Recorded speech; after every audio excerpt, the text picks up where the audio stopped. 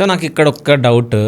So big boss పైన మీరు అంటే వాళ్ళది నేమ్స్ రైజ్ చేసి అది చేసి చేయడంతో కొన్ని ఇంప్లిమెంట్లు వాళ్ళు చేయడం జరిగింది, అవునా? అది పక్కన పెడితే ఇప్పుడు ఇండస్ట్రీ సైడ్ మీకు కాస్టింగ్ కౌచ్ అనేది ఉండే. సో అంటే మీరు ఫేస్ చేసిరు అవన్నీ.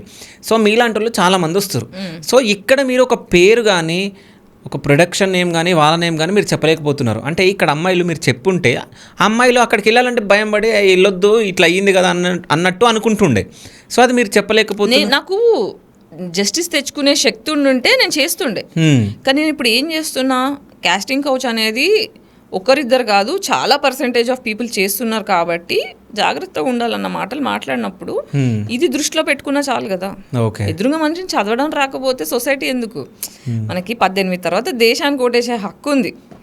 దేశాన్ని నాయకుడిని ఎంచుకునే హక్కు ఉన్నప్పుడు కనీసం నా సేఫ్టీ గురించి ఆలోచించిన హక్కు తెలియలేదంటారా? ఉంటుంది కదా. సో బేసిక్గా ఇంగిత జ్ఞానం ఏంటి, ముందు జాగ్రత్తగా ఉండండి. అందరూ not all men but men. Okay.